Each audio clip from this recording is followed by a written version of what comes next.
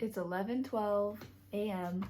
on a Tuesday. I just got out of lab. I'm running on 4 hours of sleep because I had late night practice until maybe 12 at night, and then I have to wake up at 6 to get to my 8 a.m.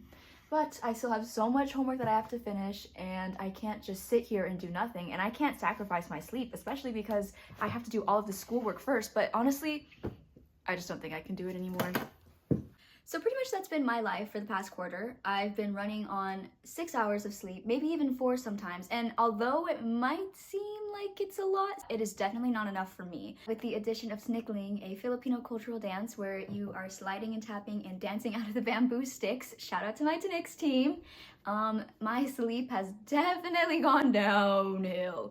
But I have to say, this has been the most fun that I've had in my college career so far, even though it comes at the cost of lack of sleep. Before I deep dive into this rabbit hole of sleep deprivation, I think it's best if I explain to you exactly what that means. Sleep deprivation is when you lose maybe 1 or 2 hours of sleep just a night, but it becomes a sleep debt once you have one night of losing it, and then another, and then another, and another, just like I have. And so observing that an increase in my activities and an increase in the irregularity in my sleep schedule as well as my daily schedule has caused this lack of sleep deprivation, I also wanted to know, what do other students struggle with that prevent them from having 1, sleep in general, and 2, enough of that quality sleep that we need to perform well as students and just survive in our whole academic career.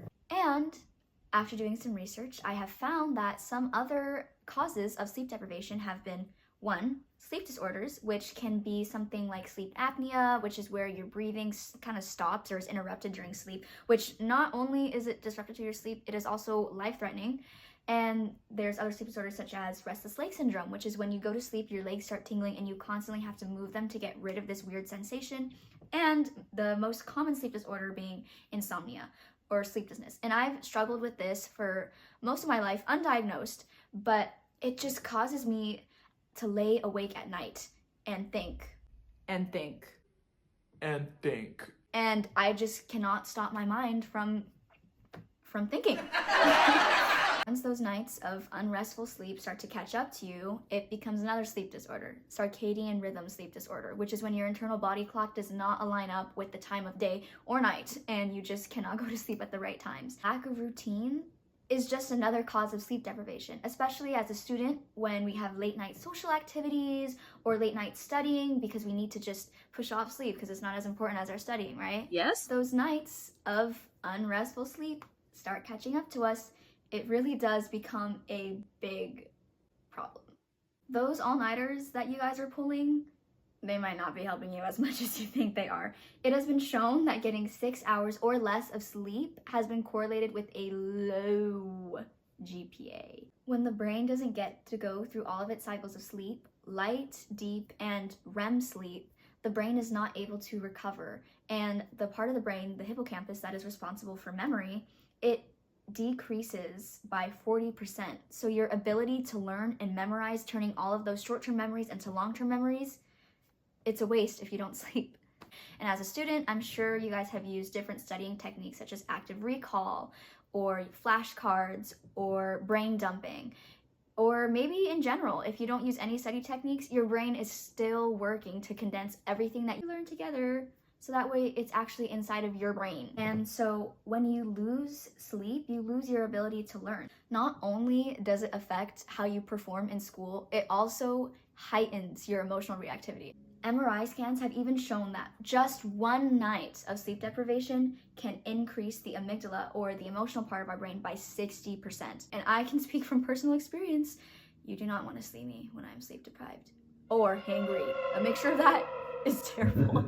But let's not get stuck on all of those scary things like stress and sleep debt and really poor test grades. Instead, we should be focusing on how we can fix things. And here's how to start. The easiest, simplest thing that you can do is by starting to declutter your space and clean up your room, making sure that your room is a really, really relaxing place that you can just relax. Woo! Then, once you fix up your physical space around you, you can then start to move on to the mental part of a good night of quality sleep. Now, The mental aspect of sleep has to do with our routine, how we think about sleep, and just how we're prioritizing it. And so, as a student, this is making sure that you set aside time to study, hang out with friends, and then making sure that you really integrate sleep into your schedule. And I don't mean just a nap here and there, I mean a full. Hopefully, maybe you can get 7 to 8 hours, even though we need about 9 hours for a good night of sleep, but 8 will do. And so if at this point you are still struggling after fixing up your routine, it's time to try some other methods to fixing your sleep, such as thinking about sleep in a different light. If you struggle with the sleep disorder, sleep may be painted in a negative light, specifically because you just feel like you haven't been able to achieve it.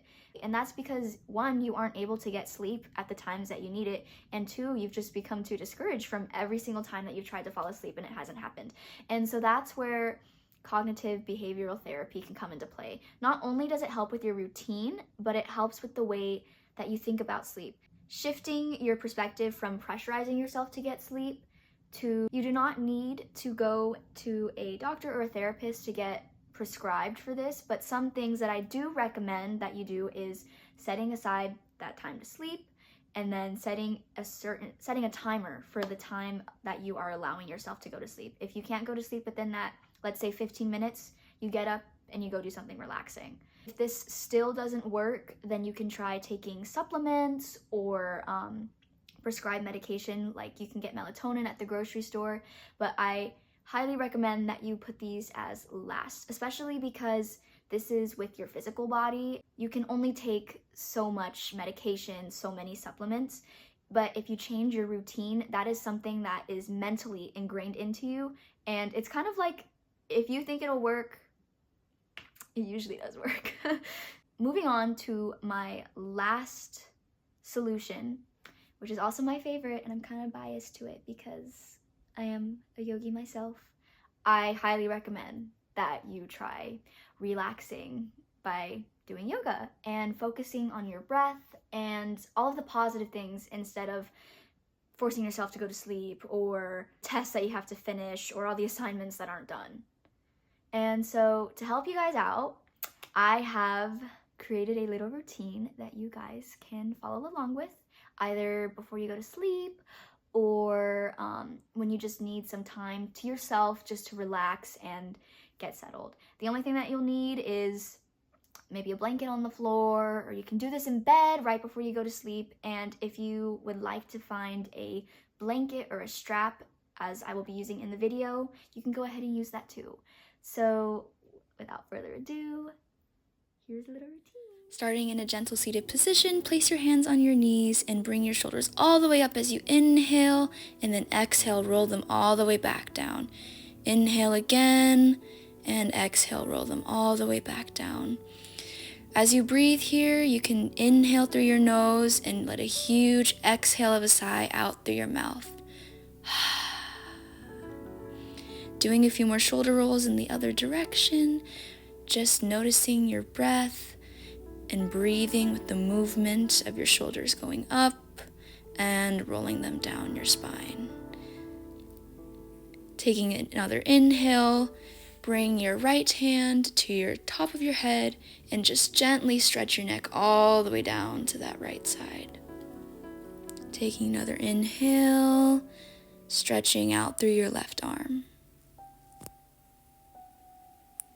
Gently rolling your neck down all the way over to the left side. Bring your left hand up and over to the top of your head, stretching out that right side of your neck now. Inhale again. And exhale, bring your right arm up and over to the left side.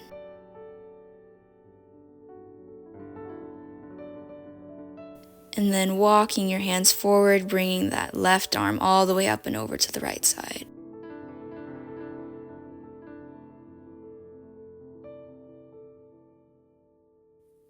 Gently coming back up, place your hands and your knees on the floor and sitting back onto your heels into a child's pose. You can either keep your knees together here, or you can keep your toes together and your knees apart for a wide-legged child's pose. On your next inhale, plant your hands on the ground, bring your hips forward and roll your shoulders up and back into a gentle cobra. And then exhale, bring your hips all the way back into another child's pose. Inhale, drop your hips, lift your chest into a cobra. And exhale, coming back into a child's pose. Moving with the breath, you can take as many as you like here, as slowly or as fast as you would like.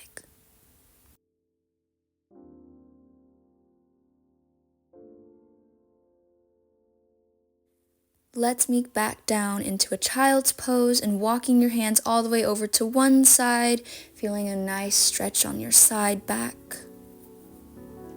Just remembering to breathe in and exhale out. Walk your hands over to the other side, remembering your breath as you inhale and exhale. Sigh it all out.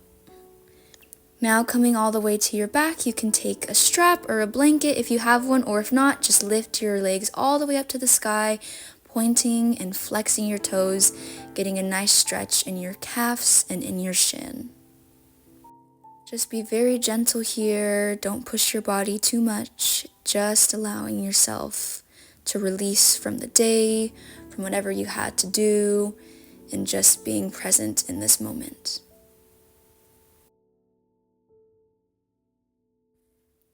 Begin to lower your legs down and spread your arms out into a T, taking your right leg, cross it all the way over to your left side into a gentle spinal twist, looking all the way over to the right side, making sure that both of your shoulder blades are still touching the ground.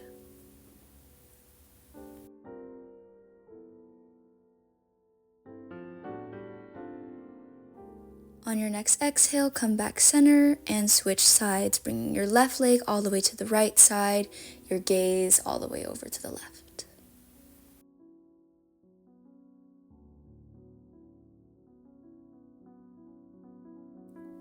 On your next inhale, coming back center, and then exhale, giving yourself a big hug, squeezing your knees into your chest, taking one more deep breath in, and exhale all the way out.